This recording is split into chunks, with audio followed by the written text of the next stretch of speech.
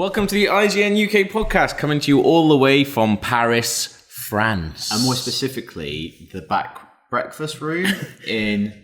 This isn't the breakfast hotel? room, sorry. The breakfast room is next door. This is like just a room they've given us. CCP Games were in here just before us. Yeah, they left all their snacks. They left loads of snacks. Delicious snacks. Me and Not Rory- that I ate them. I had a little tiny you had any? chocolate ganache muffin. I don't have I guess anything. I had one. I didn't have anything because I figured like Icelandic people have been fingering them all day. I'm not touching anything an Icelandic person. That's what you do with finger food. Yeah. Finger it. Yeah, but you don't actually just give it a finger. Do you not? No. Thought that was a point. Why are we in Paris though? I don't know what to... I thought it was just a trip. Paris Games Week. That's right. Which is something that I have PGW. never been to before. No, because I think like We've both been doing traditionally, this job for a bit. yeah, traditionally it's always the same stuff as a Gamescom, so no one ever really bothers. But this year, Sony were like, "No, we're gonna make a big deal out of it," and they did. Yeah, because they obviously they set out Gamescom. Xbox went big at Gamescom. Gamescom this year was a bit closer to E3, so they kind of just like stayed clear. And then they had a big press conference. Stay clear of it. It's like we're not ready. Not Like ready a divorced to drop our family. stuff. Like a divorced family, it's like, stay clear. Just Gerald, don't go round there anymore. She's mental. Don't go round there. Poor little Nintendo just crying with its toys. Yeah, I don't give a shit. That was a messy breakup. Jeez. Yeah, but we went to the Sony conference. Your first ever big conference at that live, Yeah. right? Yeah, it didn't help that I had like 4 hours sleep prior, so I You were was still just, pretty like, stopping excited. Myself, I was excited. Yeah, lots of exciting games being announced. I'm kind of just getting into the PlayStation scene, obviously now that I've got one at work. So there's a lot of games that, like Uncharted, for example, that I couldn't really get excited about in the past, and now Yeah. it's like it's fun to like they had the trailer for the multiplayer, for example, and that was really cool. Like getting to see some of the characters from the franchise that I'm not really used to seeing. The trailer was nuts. I It didn't was like insane. I like it from a technical point of view. It's a really impressive trailer that they've put together. There's like one fluid shot that links all these characters. And Yeah. it's just, but it's bonkers. It's Yeah. really nuts. And watching it, not I was just really- like, "Whoa, does that look like It's not really a good representation of the actual multiplayer. No, it's not. But it's I think it's to make an impactful trailer. Flash, yeah. So after the conference, we went to the show, and I ran down to the show floor, and we got to play the Uncharted multiplayer. Yeah. And it's not quite as bonkers as that. And I think the most kind of outlandish or the most kind of striking thing in that trailer was all the supernatural stuff, Yeah. which you sometimes forget is an essential part of any Uncharted game. It usually just essential. It is. Well, it happens in every one. it's the worst It dominates the third act. Yeah, but I didn't say indispensable. I said essential. That's what you got me. Depends what you mean. The Book quotations book are smarts. right, egghead. You know English is my second language. Only second. Yeah. Shut up. Fuck off. But like, it is. Ooh, Imagine. that landed. That really landed, that did. It did, didn't it? Yeah. Oh, we're gonna have to stop. We're gonna stop the podcast for a bit. Gav like laughing it off with a single tear just rolling down his cheek. Yeah, we just had to have a little 30-minute discussion. But through the wonders of editing, we're straight back into it. Yeah. There's magic in each one of them, and I agree. That's probably not the strongest part of the series. No. Like the second one, they do the thing where the Yetis, you think they're real, and then they're kind of exposed as not being real. Oh, yeah. Spoilers, Rory. Spoilers. Sorry, come on. Back to Xbox then. All right. fucking game, What's mate. Master Chief doing? Spoil that, Dan. No, You probably could. nobody knows what's going on in that story. Okay. But in the multiplayer, it's like they're just like it feels like an Uncharted game compressed into 3 minutes. Yeah. And all this nut stuff happens, and it's just like a big, powerful power up. Well, this is the thing. I think when I first saw that trailer, I was like, that is so far removed from what I enjoy about the Uncharted games. But are you kidding? I'm sorry. I'm gonna turn it Put on off. silent. This is Just put on silent. Just gonna shut it down. Yeah. Just shut it down. I was thinking that's so far removed from what I enjoy doing in Uncharted games. But then Uncharted 3 multiplayer was fucking boring. Like, so boring. I think I played about 10 minutes. I was like, well, that's enough. Because running around with a gun in Uncharted is probably the most boring bit. Yeah. That's why they have to put those supernatural bits in. I think And that's what I spice think it up. why this feels like they've gone a bit more introspective and thought, actually, why the hell do people like Uncharted so much? Yeah. It's like you said, it's not running around and just shooting people, because you can get that in countless other games. Yeah. And they do it a lot better as and well. they think like the supernatural might be an aspect, but they also, the big one, and this I think is the best part of the multiplayer, is this idea of sidekicks. Now, rarely is Nathan Drake ever on his own. He's always with Sully, Chloe, Elena, and there's interplay between characters. And in the multiplayer, you earn money by downing other players. Interplay. And then you press the touchpad and you bring up like a little store. Yeah. And one of the things you can purchase is a sidekick. And it's like a little person that comes in and just like is your buddy for the duration of the match. Yeah. And Sorry, someone just pressed their face up against the stained glass window there. Is that stained glass? What's that called? frosted glass. No, we're not in Notre Dame Cathedral. Where are we? We're in that little room that's That's in Paris, though, isn't it? Yes. Yeah, that is in Paris, though, isn't it? What, Notre stained Dame glass Cathedral. windows? Yeah. Yeah, very famously it is in Paris. We should go there, man. I'm thinking about Notre Dame, the Notre Dame. Notre Dame. What are we talking about? I don't know. Sidekicks. Sidekicks. Yeah, like these little buddies that come in and help you out, and there's one called the Hunter. As soon as he lands in the map, he goes off, finds an enemy, and puts him in headlock. Then you can just come around Classic and Hunter. just shoot him. That's cool. So he's my mate. He's like the jock support. He should be wearing like a Leatherman. He is. He's Goes like around. a cup. He takes people's lunch money, and brings it back to you. Was Uncharted the best thing you've seen at Gamescom? Ooh, best thing. I think we'll get onto that. It's not Gamescom, it's Paris Games Week. And that is the first of many times we're going to make that mistake during the podcast. Oh, Europe. No, but we'll get onto that later. Maybe. Didn't one of our American colleagues ask you once if Cologne, which is where Gamescom is, was in England? No, I think the conversation might have run something like, is Germany in Europe? Yes. Is Germany part of the UK? No. And that was while this person was in Germany? Yes. That's amazing. Yep. And yeah, fair enough not knowing that, well, I did kind of know that Notre Dame was it. I can understand not knowing the finer points between the differences of the UK and Great Britain, because people who live there don't even know that. Yeah. But you should know Germany is not in England. I think so. I think you probably should. Okay. Do you want to know the best thing I saw at Paris Games Week? I'll tell you the best thing I saw at Gamescom if you want. I probably remember that. Yeah, right. That was in August. But the best thing I saw at Paris Games Week was Wild, which is something that was introduced at Gamescom 2014. Now, this is Michel Ancel, the dude who made Rayman's new game. Not Rain Man, Rayman. And he's sort of broken away from Ubisoft to make his own... Yeah.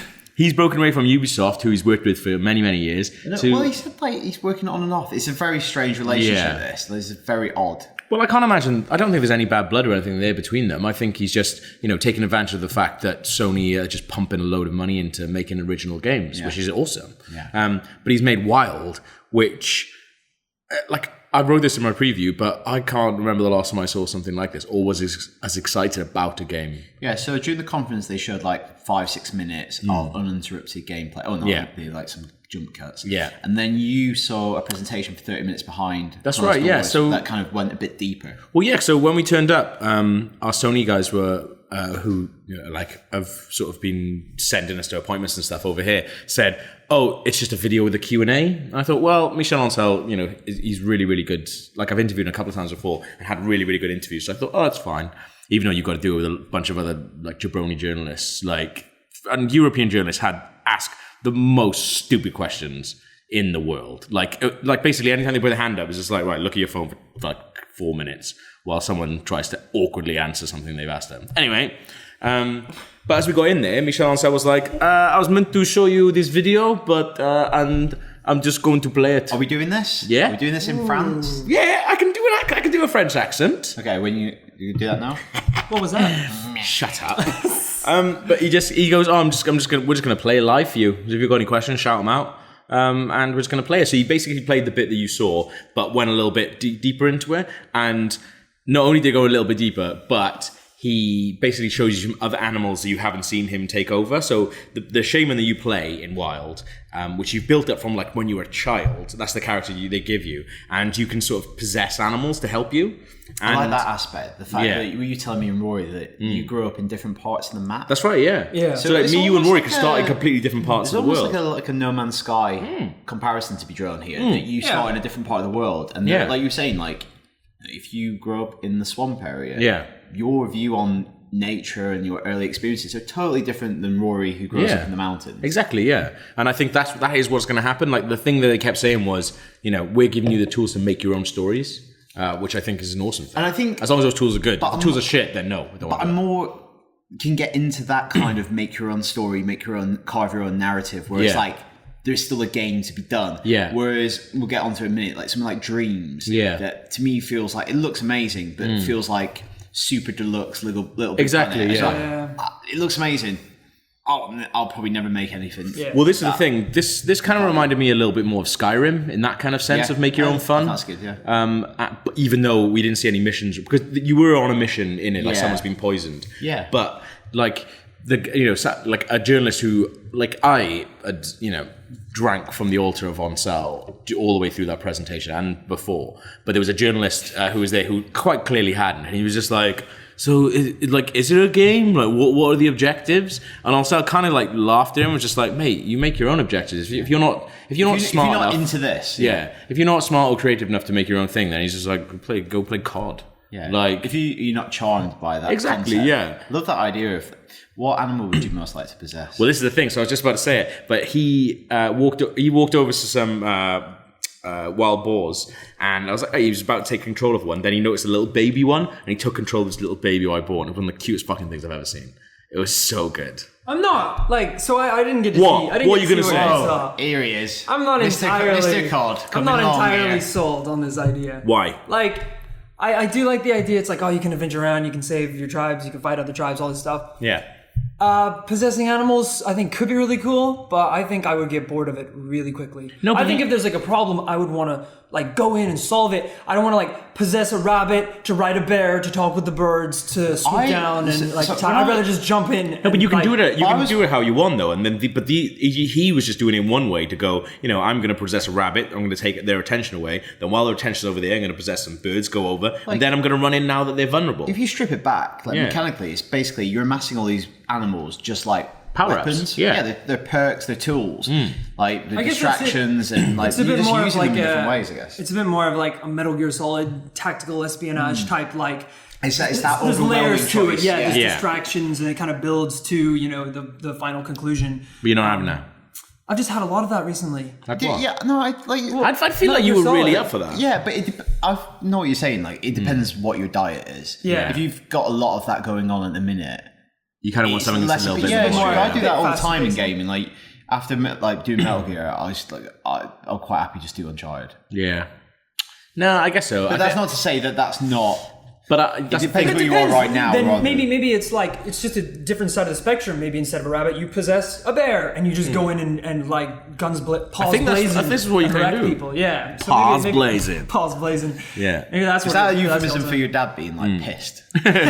Paws blazing. The thing that I really like not as again. well, and I shouldn't really because people say it all the time, but I think when Ansel says it, I kind of believe him a little bit more. Better in French though. It is better in with French, yeah. accent. And maybe I'll say this in a French accent, and it'll sound better too.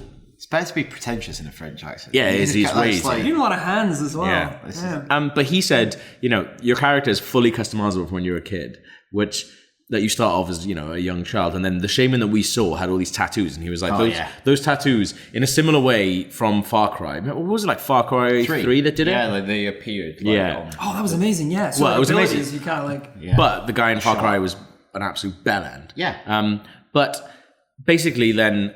your body tells a story. So like all the tattoos you've got are all these like adventures yours, that you've Gav. been on. Exactly. All yeah. the stories and tribes you killed along the way. What's the robot toaster for?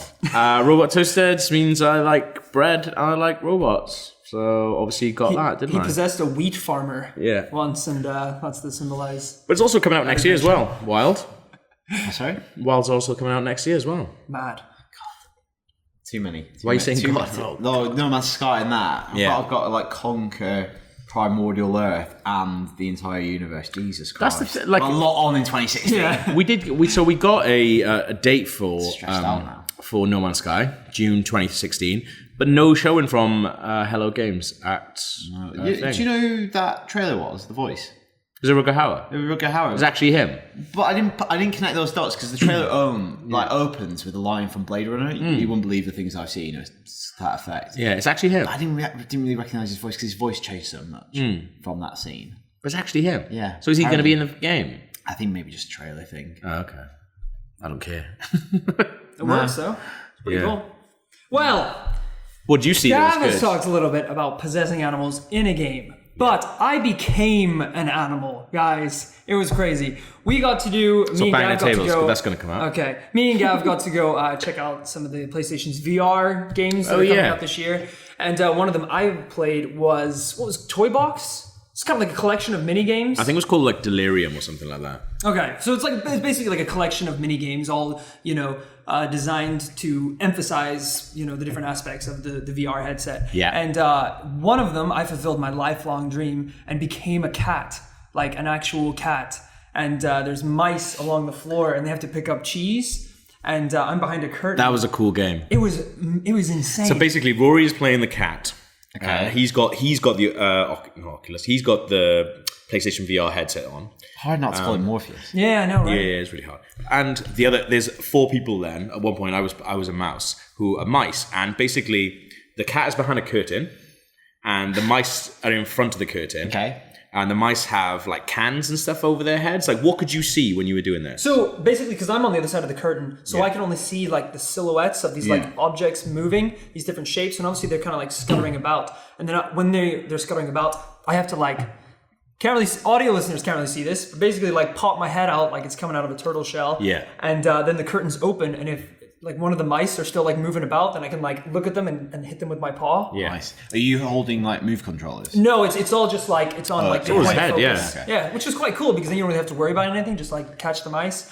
But it was really strange, and it's just like one of these things that always happens to me when I play these VR games is the person is trying to explain to me what to do and where to go, and half the time I just want to like poke my head out and like look around the kitchen because the little details. There's like a turkey cooking in the oven. There was a sunset in one of the levels outside. You can like see it going down. You can even turn around because obviously you're like in a closet.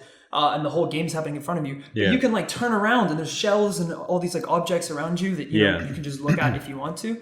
It's crazy. I always feel like when we do VR and I play these games, it's the tiny little things that you wouldn't expect to blow you away. Like I was telling Gav, the whole kind of menu for where you select your games isn't just like a menu. You're in like a toy room essentially, and there's all these little creatures like playing on the desks. Oh, and doing yeah, their that own was little awesome. things. And you can literally like look around, and they told me to kind of like focus on different ones. And if you like focus, like you have to like lean forward and look down at them, and then they'll do like little custom animations and things will happen to them.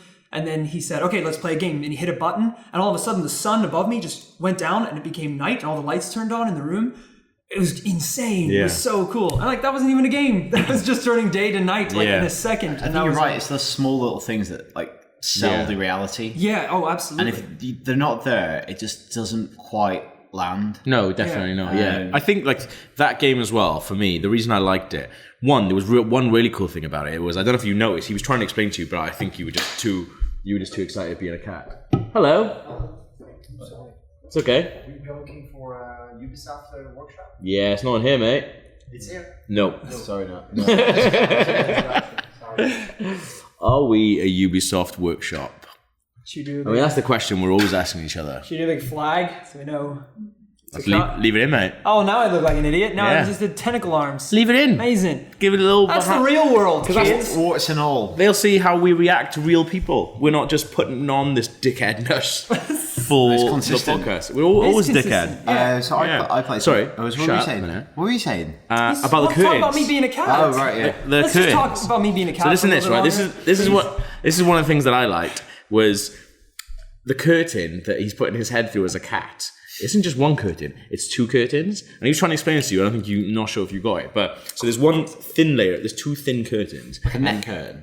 Yeah, like a net curtain, and then like maybe like was it like a not a dowry? Because we used to have a net curtain and a regular set curtains at home. Well, someone grew up fancy. Messy.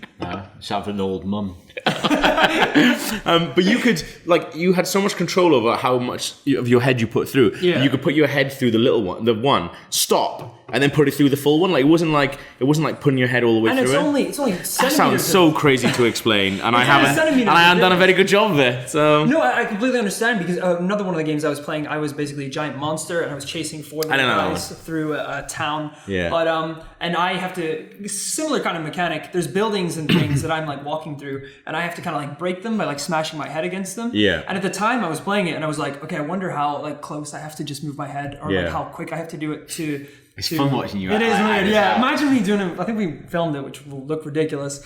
But I was like, how far do I actually have to go to break these things?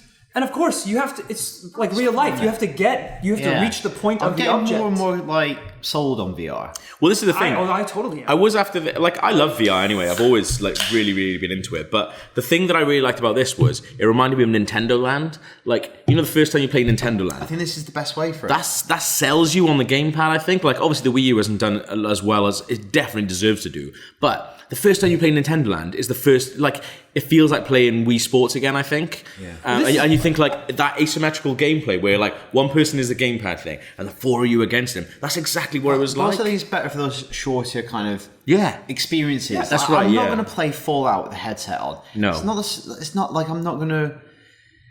I'm just not going to do it. Like, I'm not going to watch a really important movie to me on the tube, on my phone. Exactly, like, it's the right sort of experience for that platform. Well, even when we were playing those games, like after 2 or 3, it was just so obvious that this is exactly what the Wii was. This is something that at Christmas time, you want to like show all the family to come over and take it in turns to play this crazy new device. Because that's what the Wii was. Yeah. You'd all play Wii bowling and Wii tennis and everyone had one. Yeah. I think it's going to be like that similar kind of thing at the start. You've both said it without me saying it, but I went to a VR panel just after the Sony conference with like Shu Yoshida and a bunch of other people who were working in VR, like specifically.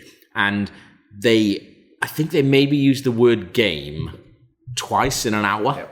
They used the word experience about 300 times. And again, like, it sounds experience like is what it's all about. I don't think it is. I think it actually tells you how this will be.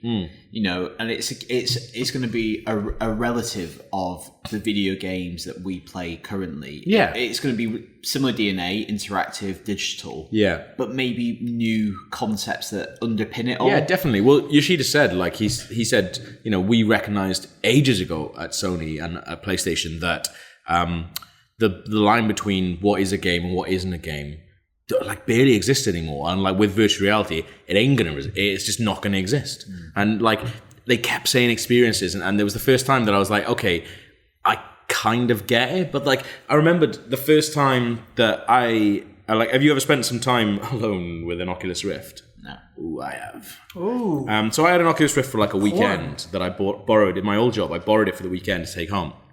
And I played like just a bunch of like this, you know, because you can have all these different mods and stuff. But there's loads of little things. And like I put it on my mum, I put it on my niece, my nan, my sister, like who are all play video games. Like I would love to see my mum have a go. That's the thing, yeah. I would it'd be brilliant. Well, like, you know, every single one of those, they've got a Wii, and it's not like our Wii's. Oh, this is lovely. Yeah, but it's not like our Wii's that have got. Yeah, they all Wii, right? But we're humans. Our Wii's are just gathering dust underneath the TV. Like my family play on their Wii's like all the time. And here we go, another thing. Hello.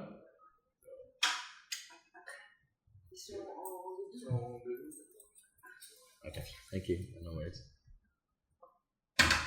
See, I was more polite to them because that was the hotel staff, not some European journalists. But anyway, so when I put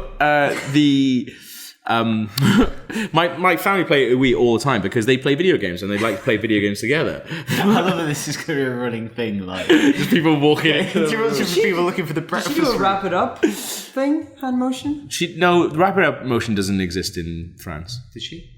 I thought she did. I thought it was a. I don't think she did. Oh, God. I think she said that is carry on.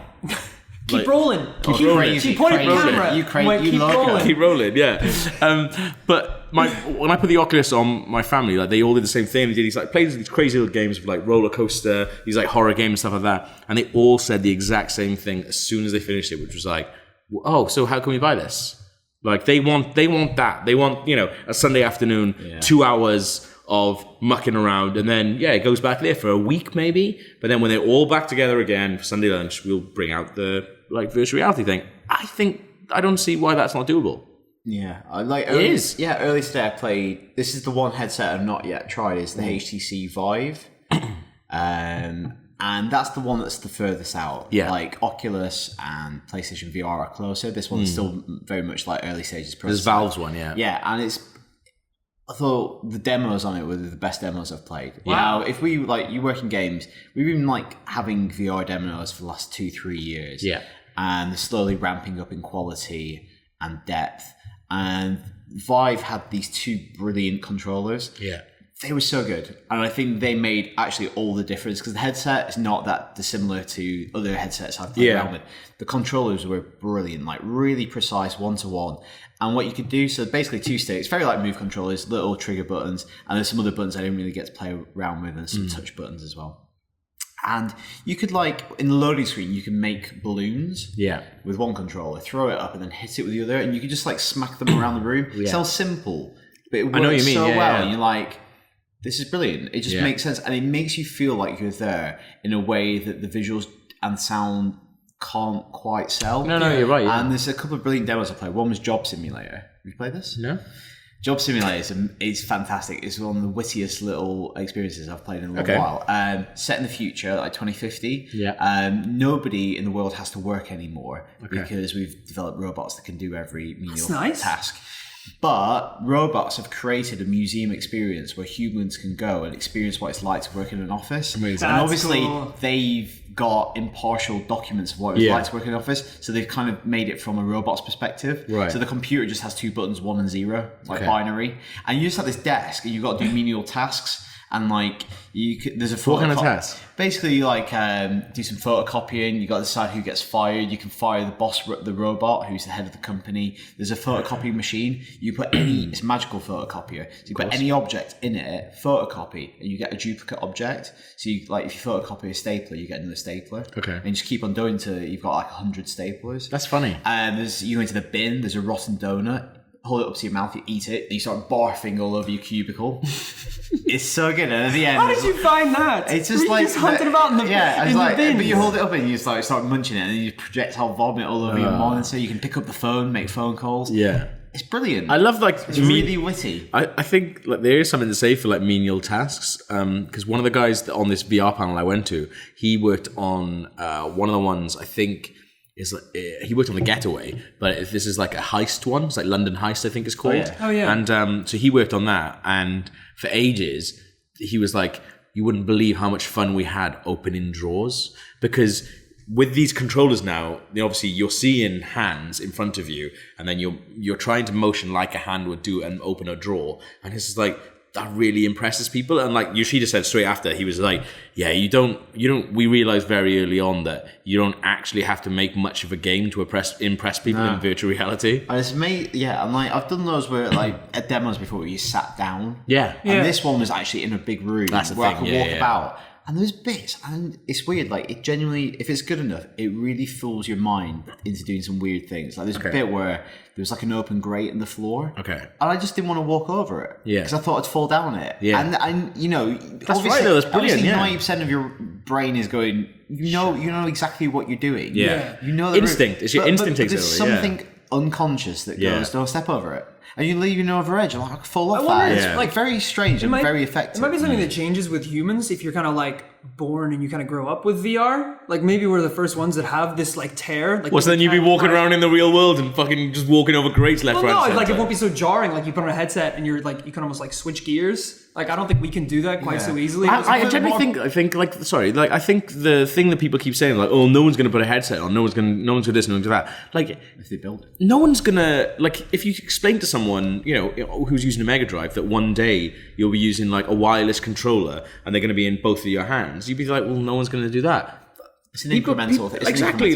You can't see what people my family who are not hardcore gamers. As soon as they saw the Oculus Rift, they put it on. They were just yeah, I'll buy one. How can I buy one now? Also distinct from that, a lot of people listen to this podcast. It's cool talking about experiences, but what about more gamey sort of things? Yeah. And one of the things I played on the Vive was called Arizona Sunshine. Okay. And very much more of a game-like experience. It was a game. You were in this valley in the desert, and it was a zombie game. And you look around, you pick up a gun. And the controllers are so good, because it's got a trigger. And I was finding myself holding the controller in my hand, like I steady a gun. Yeah. And you're pinned to the spot, so you can't walk around. You can look around. And zombies start running towards you, and you're properly aiming. Yeah. Not just it felt more like aiming than even a light gun game. Yeah. I was properly looking down the sights of this gun. and shooting stuff and reloading, changing clips. Yeah. But also because you pin the spot and the zombies and you can go 360. I was terrified there was going to be something behind me. I was more scared, even though you were saying you wrote up your preview the other day about horror games. Yeah. A lot of horror games give you lots of guns and you feel like empowered and like I'm not scared.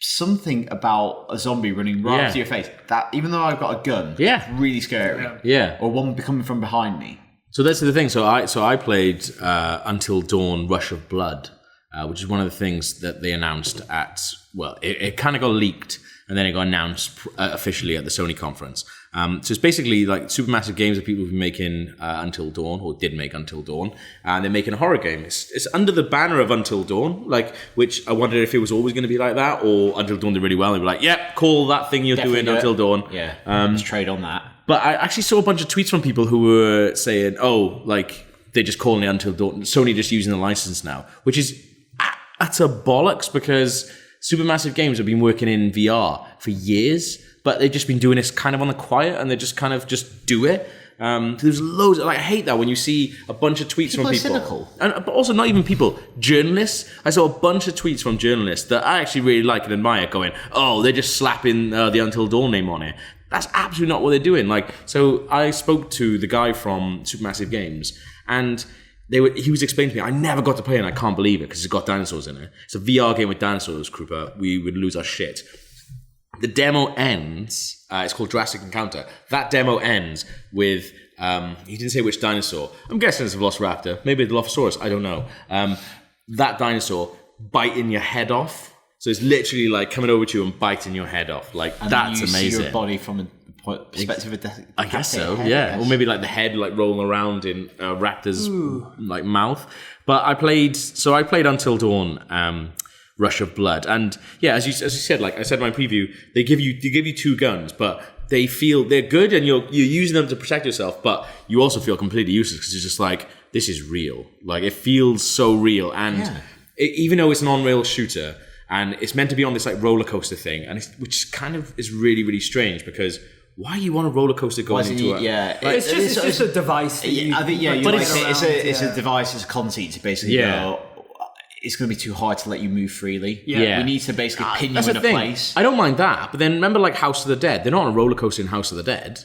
Like I don't get why the roller coaster thing is there. I think it makes it like thematically just a bit weird. It's really strange. And it's also which is a takes shame, it away from just like being in the house. Well, he kind of acknowledged it as well. He's like, we're aware that, you know, when you describe the game, it kind of sounds like a really old retro like arcade shooter where you're on just a track. So maybe that was like part of it was just like, well, if we actually make it like part of the narrative that you're on a roller coaster and you're not just like moving from spot to spot like Time Crisis or something like that. Yeah. Well, I guess they're kind of like going, yes, you're literally on rails. Yeah. Like trying to make a gag out I think so, yeah. Which is like very self-aware, like Until Dawn. Exactly, yeah. And like I think there's a bit basically where they play they do really well with sound, which is something that when you talk about VR, you don't talk about enough because sound is so much of it because you're wearing these like giant headsets. And like definitely. Everything is part of it. Like one of my favorite VR experiences is a game called Don't Let Go, which I've actually told you guys about before. But it's basically,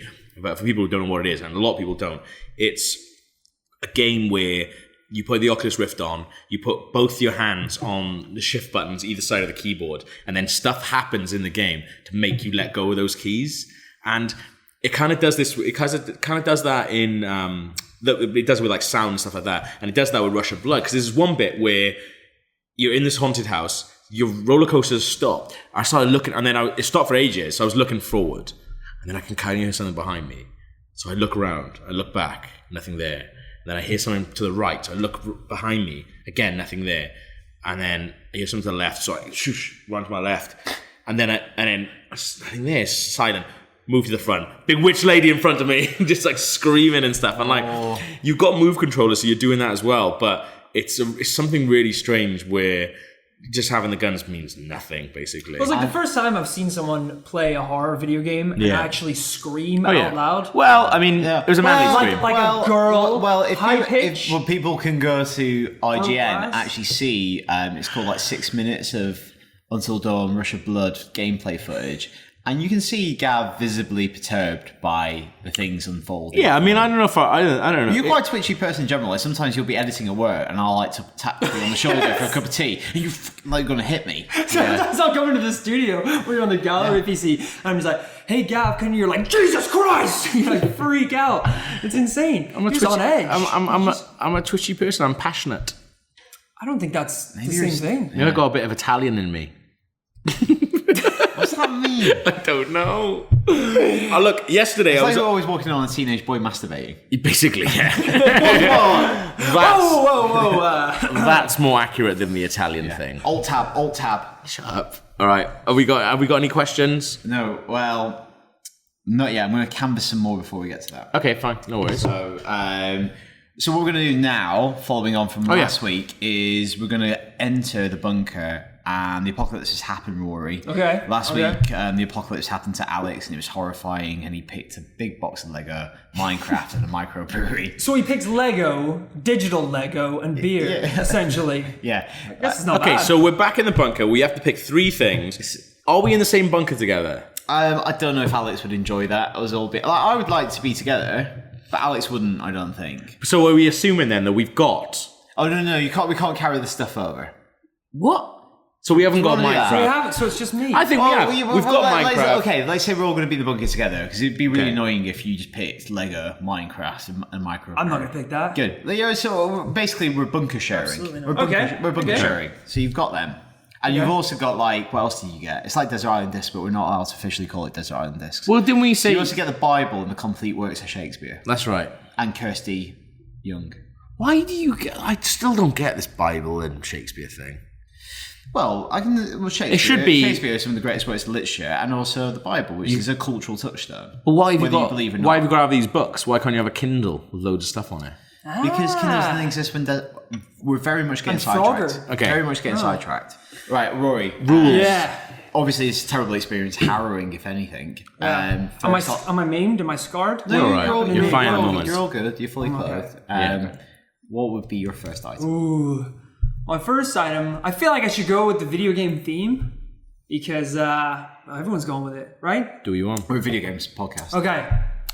Entertainment podcast. Is there? nerd Are there? culture. Has this apocalypse caused threats to me? Are there living things out there? Why Do do I you need need a to gun? Should I pick a gun? Yeah, do you, mate? How many survivors are there left? I'd like to have a gun. You don't know this. You and Alex at the moment. Yeah, all you know. But then- I'm down. so I'll far, definitely so want a gun, far in man. the bunker, it's just Alex getting pissed, building Lego, installing Minecraft. I'm gonna need a gun for that. Yeah. So a gun. You're going to take a gun? I'll take a You're gun. so American. That's not Yeah. why. Unbelievable. I don't know That's if I fine. want to live in this bunker.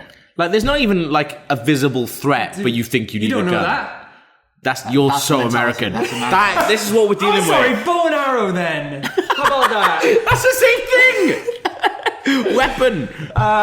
Instrument of death. Can I take living creatures? Can I have a cat in the bunker? Yeah, you can. I love a there's cat. no limit. So okay, well, okay, a so cat. first choice. Cat and a gun. Cat. I'll be a Cat, gun. gat, And a rat. and a hat. Done. Yeah. There we go. Next week. So are you taking a gun? Yeah, I'll take a gun. Okay, So gun. what kind of gun?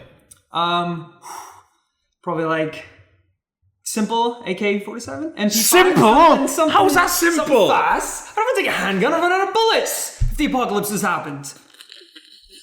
It's son. That's fine. Yeah. And a cat. I sound like a Bond villain. Let's assume you've got infinite bullets. Bullets. Then just a handgun. Just a One of those handgun. little ones I can put in my shoe Okay, or something like What, that. like from the film Stop When My Mom Will Shoot? that's you. Yeah. You're the mom. Yeah, but with a Sylvester cat Stallone's instead. What kind of cat? Cute one. Don't want an ugly one. A kitten? An infinite kitten. What's an infinite kitten? Just a kitten forever. Oh yeah, that's Yeah. a good. That's a good one. Because then, like, imagine this. Okay, it's They don't allow, like, the post-apocalyptic magical world. We're living in like a Mad Max universe, all right? And there's like some. There's loads of legendary- kittens in that. There's like some legendary guy who just goes from town to town, a loner. And this he's you? like, yeah, maybe the third one will be like a sweet duster, and I can like kick open doors, and I'll have like my gun, my pea shooter, and a little cat on my shoulder, and like So I'll be like, Okay, Like so a- right, so you've got a gun I've got a gun, and I have and a cat. Yeah. What's the cat going to be called in the apocalypse? I like Ash. I'll call him Ash. That's my cat's name, by the way. Ash the cat. Okay. And Gunny the gun. Ash is a good name. Actually, Ash is very appropriate for the apocalypse. Because that's what you'll be eating for the next 20 years. Eating right. Ash, drinking Alex's Well, yeah. Rat's lager. I suppose if he's infinite, Yeah. chopping bits off him, eating, He's cooking him. fine. He can regenerate. Should I pick food then? No. You, No, whatever you want. You can.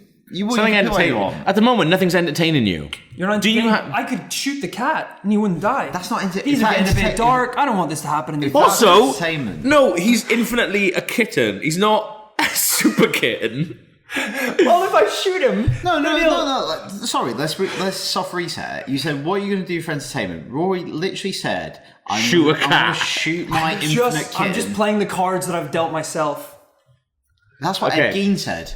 He said, I have to make this Mate. lampshade out of a person. Because that's the cards I've been dealt with. What about a nice little box set? I backed myself into a corner, haven't Alex picked a box of Lego. I? Yeah. I probably should have been a bit more normal. Okay. Then maybe what's a show I could watch? Maybe Always Sunny in Philadelphia. I could watch that again and again and again. Yeah. Like Okay. over and over again.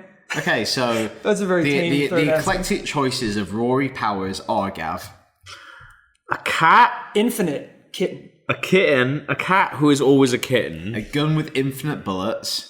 AK-47, if not. and it's always sunny in Philadelphia. Yeah. The complete box set. Good. I think so. I think that's. We might give you your own bunker. Yeah. Slightly. Yeah, I don't want to be in this bunker. What about Ash? He can commute between bunkers. What's going to be? It's the apocalypse. I'm not going to make a fucking cat commute. Well, how far is our bunkers apart? Why does it need to commute? It's your Is cat. it No, a you central don't- line? Is it? you am don't I know- Shepherd's Bush and your bank? You don't know where our bunkers are, man. Okay. I don't want you to know. Yeah, you don't need to know that. It's fine. All right. Well, Right. that's what you would have in the apocalypse that I want no part Apparently of. so. Incidentally, Infinite Kitten is like a cool band name, I was about to say band name. right? Yeah. Infinite Kitten. I'm gonna change it now. What have we got? Sounds amazing. No service. No service. Well, we're not getting any questions then, are we? I've got service. Should I get on it? Oh, you need to. Are you still on free? Are you on free? Oh no, you're on Wi-Fi. This is right? good for the podcast. This is This is Quick, dead. no, come on. Live. Fill it for me. Fill it for me. fourth object. A second gun. Fifth object. More guns. Loads of guns. Cats. More cats. Loads of guns. Oh, I just thought of a really good one. What? A VR headset. Why? Because you'd be sad in the apocalypse. Okay, You here we won't be go, I sad got anymore him. because I could. Shut up. Okay, fine. Good feeling, man. Good feeling. Oh, wait till I got my gun, Gabby will be shutting me up. Oh, are you worried that there was nothing on PS Plus and we still haven't been informed about November PS Plus games yet? That's from Jason McDermott. This is feedback, by the way. We should probably. Oh, so this is the clarify. feedback section. It's from Jason McDermott at tired_hippo. Are you worried there was nothing on PS Plus and we still haven't been informed about November PS? No, I don't care. I'm quite chilled about it. I'm sure it'll happen. Is anyone that enthusiastic about PS Plus that they're worried? Well, Yes. apparently this guy PS is. Plus is a cool thing. PS Plus, like, is the one of the reasons that I went for PlayStation 4. Really? Yeah, Like- better than your PS games Plus for is gold, amazing. mate. I don't think like, so. sorry, Jason, I just said no, that's ridiculous. But I kind of, like, I guess... I guess that I wonder how late the negotiations go for those games. Actually, I wonder. Like, that's very inside baseball, but they probably announce it quite close. Depending when they announce it, it's probably when the deals sign off. I mean, from his... Yeah, because it's going to be up in air until Yeah, like the exact moment. From his tweet, I think he's trying to infer that PS Plus is in the shitter, but I would say that it definitely isn't, because at Paris Games Week, there were upwards of, I would say, no joke, 20 females handing out PS Plus subscriber like voucher things. Really? So people could sign up to PS Plus right there and then they get a month free or something like Also, that. like- Plus there's a PS Plus desk. Sony has a really healthy amount of first-party games that at any Yeah. point, if it wants to take it, you can take a hit on a game. Yeah. Just go put that Just do it in. for Like free for in a like few a little months, bit. you go. Everybody's gone to the Rapture. That's in it. In a few months' time, Until Dawn could go in it. Like they could Yeah. do that at any point, just as a thing if they wanted to do that. Yeah. Ryan Lowy, who is at a Just Conspiracy, says, of the PSVR demos available right now, I guess he means, is London Heist still the most impressive / fun? Well, Ryan, it depends PlayStation VR. on how much you want to be A cat. a cat. Yeah. If you want to be a cat, we got it. I didn't get to play London Heist. It definitely looks like the most gritty, realistic approach towards VR that I could see. Yeah. At least the ones that they had on show today. So, and I guess that's cool because, like, obviously we've seen a lot of these like mini games and kind of like gimmicky kind of titles. So I don't know. You got to play London Heist, right, Gab? Yes, I did. It's really it is really, really good fun. But again, it's not the best VR thing I've ever played. Okay. The best VR thing I've ever played is Oculus Touch. Okay. Like, the toy box thing. Similar to like the controllers that really gave you. Yeah. It's the word they got, presence. I think. Do you know what? I didn't want to say. I was kind of toying with the idea of it when I was writing my preview, but I couldn't really think of an eloquent way of saying it. But I think the Move controller is balls. It was quite an old kit now, relatively speaking. Yeah. But also, think about it, it was developed. It's been basically dragooned. Yeah. That's a funny word to say. Yeah, it's good. Into a purpose it was never designed for. No, yeah. It was designed as a motion controller, not as a VR peripheral. It's basically, we've got this thing that we really severely underuse and it can provide some of that functionality. But it's not been designed explicitly with that in mind. It's very similar in some ways. Yeah. It's not perfect. Well, I think that's the thing. Like, and I'm not, like, I really, really liked the Supermassive Games demo, and I believe that they know what they're doing. But I had one problem, and so did it. Was obviously it's really, really buggy. But I had the same problem as another journalist. It was Timur from GameSpot, who we couldn't get the control right. Oh, it was crossed over. So this hand was affecting this arm, and this. That's right. Yeah. Was it meant to be like that? No. Unless you're playing like gangsters. That's the thing. Like, we were both shooting like gangsters. You don't get that with the other ones because they're designed for your left hand, your right hand. For gangsters. These are just like they're just controllers. Like you can put them on wherever hands you want. So that was. Do you ever get to like gloves you put on, and like why not? Like things that you. Oculus Touch is almost that anyway. Oculus Touch is to a degree like that. Yeah. Like it recognizes finger movements. What does it do? How do you? What's the controller for? It's like these two circles that you put your the fingertips through. It's kind of like you should look at a picture of it because we're not going to do it justice. It's a very odd looking thing. Oh, okay, probably shouldn't have asked to describe it. But like where your hands are around it, it can detect where your fingers are. Ooh, that's creepy. That's pretty smart. Yeah. But then that really works for like picking things up. Like you pick up blocks, and you can like it's so accurate. The feeling that you can pick up a block, throw it to one hand, grab it, throw it to another hand, grab it. You can like just leave go of it in space, and it'll go. And then you can like reach up and grab it and things like that. You cannot do that with the Move. They've got to be coming up with a better thing because although the Move thing, you know that little ball in the end, it's really nice and squishy. Oh right, yeah, Quite like that. So that's quite good. But what I will say is, I know they were on a virtual reality. They were on a virtual reality panel, which was at the Sony conference. But the developers there, who were all developing for Sony, I should probably say as well, all said the reason that they've moved to developing for PlayStation VR is because it just works.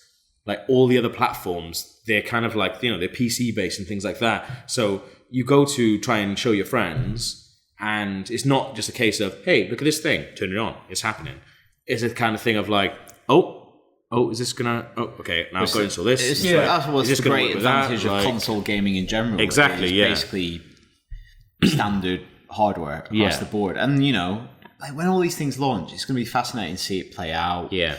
And there's various things that come into play, like just general, like we were saying, mass public interest, whether it can become like a Wii-like phenomenon. Yeah, definitely. Like more kind of serious gamers, how they react to it, price point, but also like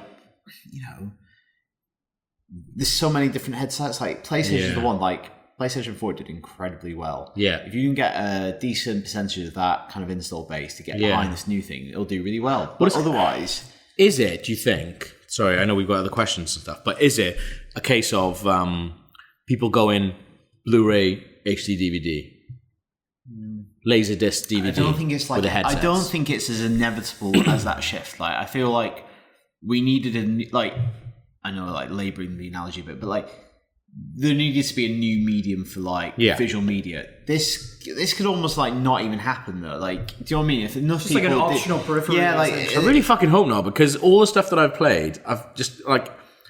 I've gone and played games at E3, and I've gone and played, like, we've gone and sat through the Uncharted 4 demo, and we both come out, like basically wanted to hug because we've had such a good time. The stuff that I've played... of virtual reality, like genuinely every time I've been demoed it for the last 3 or 4 years, has honestly been some of the best gaming experiences that I've had. Absolutely. But the thing is, like the Blu-ray HD, like there's in your house, there's multiple Trojan horses that smuggle that tech into your house. Yeah. It's for other things, whereas this is a more of a kind of sea change, isn't it? It's more like I'm going to consume these things in a dramatically different way. Yeah. And it's also like in addition to games, obviously people listen to this podcast massively into games. It's like, what else is it used for? Like, there's loads of other, like, I quite happily, there's a demo I did today for John Wick where part of it was watching like the trailer for John Wick in like a really fancy apartment. Bollocks. But it was awesome to see this film on a huge screen that I don't have in my living room. So I could possibly see like watching a film with a headset on. So it's like it's those additional uses. Yeah.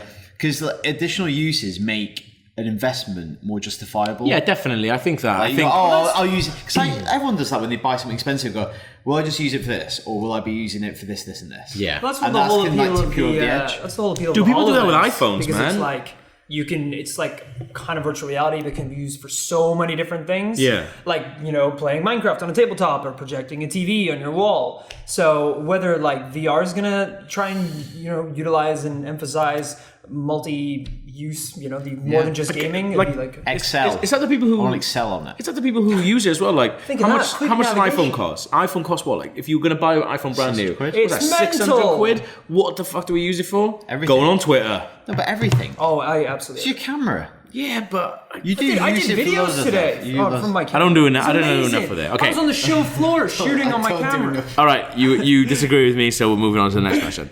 I don't do enough. We had a lot of questions about our beers because you took a picture of me with the beers. Yeah. What have we got? Because we decided to buy some weird stuff. So I got something called a Skull. What's Skull? that? which Skull. is That's by Two cheers, Brothers. man. And that is a beer Viking cheers. that has vodka in it and citrus. That was your. Why would you not have gone for the regular beer? Well, I and- wanted to drink this when it was colder because I thought Okay. it might be a bit unpalatable if it was warm. I made a mistake. Oh yeah, that's what's going to make it disgusting. It's actually alright. It tastes a bit like cider.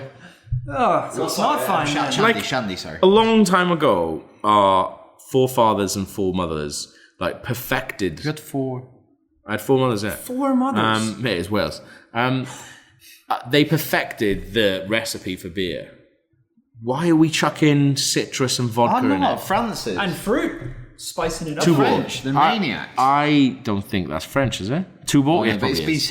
it's got a Viking on it. Yeah, so that's probably French, isn't it? I'm drinking Kronenberg Original. What have you got? I'm drinking. I had a physical reaction to this when I had my first sip. Kronenberg Fruit Rouge, Fruit Red Rouge. fruit. which I believe is red fruit. Strawberry? in Yeah. French. Berries. Berries. I was expecting a beer and I drank it and it Or berries. tasted a bit. Berries are technically not a fruit, are they? Yeah, they are. They're a berry.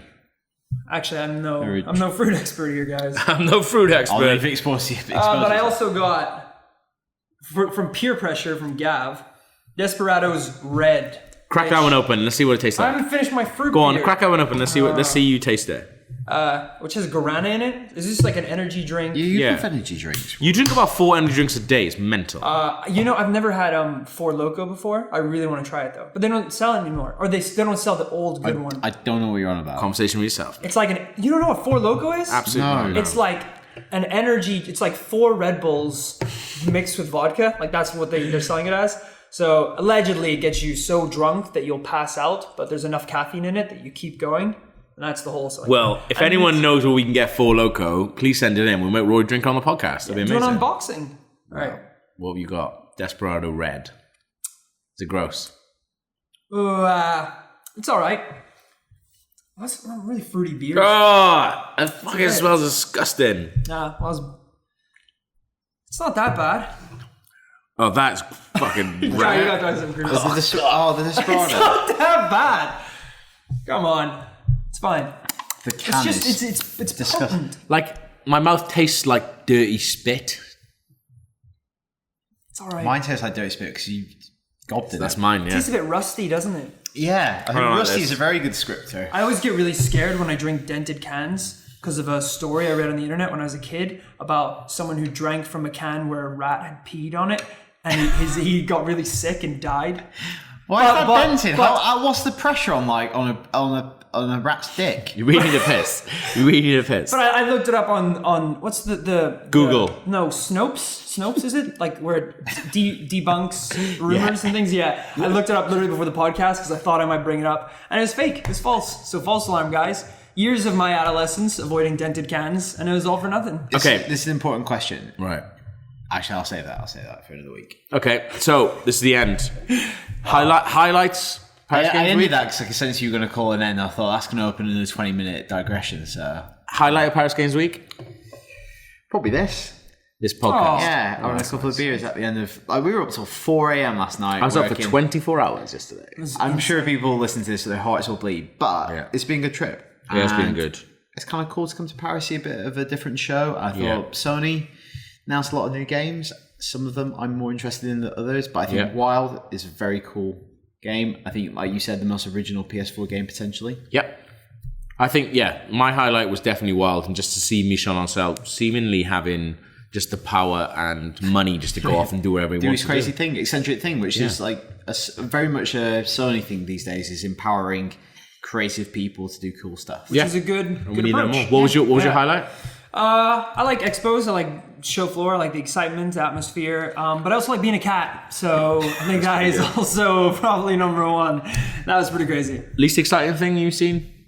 Least exciting. When they went, ladies and gentlemen, please welcome David Cage or David Cage. David Cage. Or when they said, and Gran Turismo Sport will be, and then there was no reaction in the audience, I know. and then people were like, because everyone was on their phones, and it's like, it's just wrong crowd. It's the wrong crowd.